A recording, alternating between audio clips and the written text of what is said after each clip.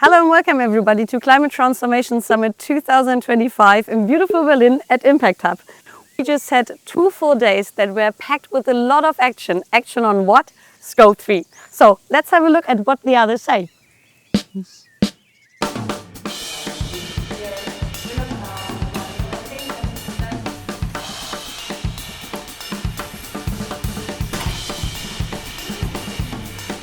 So let's start with getting to know our guest. My name is Sandra Zagarra. I work for KWS Group.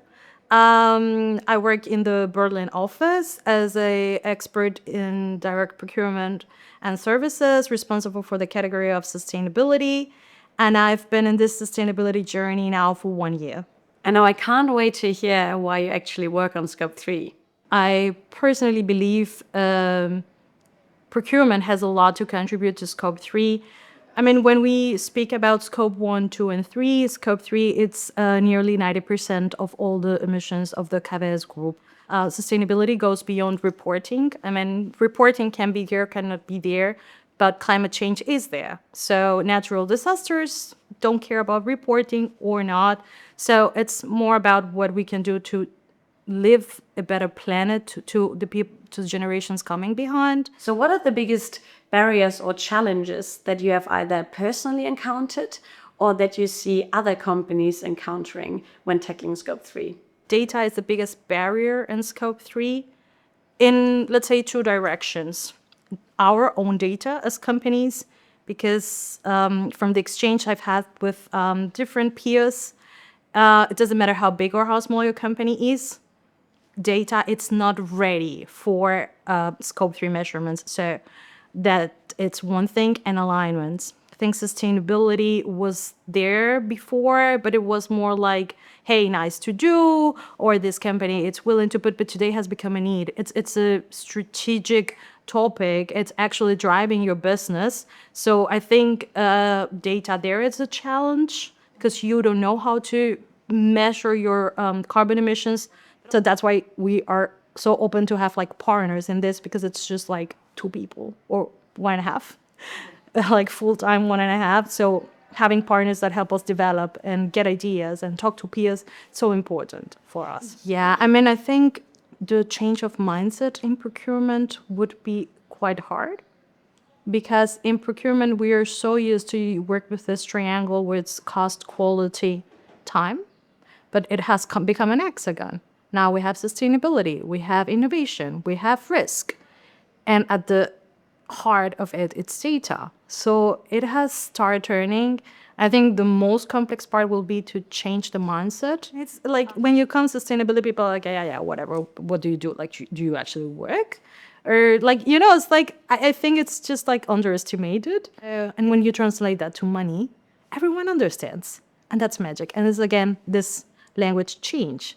And that's why we want to implement total cost of ownership. Because when you put it on money, everyone understands money language. Carbon footprint, no one knows. Carbon CO2 equivalence, what's that? Money, different topic. So tell us, what are your favorite best-in-class examples that you would like to share with any company when trying to overcome major Scope 3 challenges?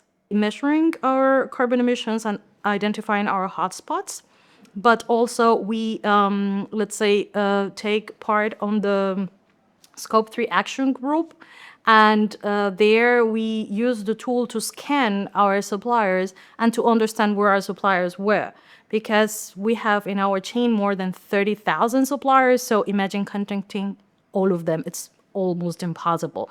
Get the data, of course, because primary data gives you a better understanding of your emissions. But also it's like, how can we change these emissions? What are you doing? How we can help? What are the projects? So it goes beyond just collecting data. It's more about engaging and collaboration. Doesn't matter how good or how bad your data is, start. Just start, and then in the journey you understand, okay, I need to work this internally to improve our data or to do this initiative here and there. And so take action, go to your suppliers, speak to them. And what I love about the topic of Scope 3 is that everyone shares the information. Everyone shares their good things, their bad things. There's not like a know-how that they need to protect, but it's a very open conversation. And then that's how you learn. share, go there, talk to people, enlarge your network. I think that for us has been the key and has been a huge game changer. And now I'm, of course, very curious to find out how the collaboration with Climate Choice has actually supported you and your team, or even your customers, on the Scope 3 journey. I think I spoke about their tool and scanning, how the Climate Choice tool has helped us to scan our huge supplier network and understand where they are standing. But I think what has been more important is the peer connection, because as I shared before, learning from others, it's key. There are companies who are way bigger and have said like, hey, we have done this, it didn't work, but we did this and it worked. But we're still like in close contact with the Climate Choice team, seeing where we can engage in other initiatives and so on. I think this topic of Scope 3 and how to engage suppliers, it's so broad that you never stop. And you're always like, if you just work on your own, you're missing like best practices out there. And as they're like always speaking to people, going to summits and so on, like you can always say what's there in the webinars. So it's just like we keep close contact. Now, let's look ahead. What gives you hope that your company will achieve its goals? Been aligning with different teams in the company. Now we're working on standardizing our master data to make everyone who works around data understand what's the key importance of it. And more people is like, hey, I'm interested. What is this carbon thing you're working on? Or I saw you are participating in this climate summit. What it is about? What's KWS doing? So people are getting like more and more interested on it. And of course, we have all the support from the leadership, like from executive board down. We have all the support to work on the topics. And so we are here in this beautiful context of Climate Transformation Summit 2025. And of course, I'm very curious to understand what stood out for you so far. It's so cool because we learned like so many things. Yeah, it's super fun. I'm so happy to be here.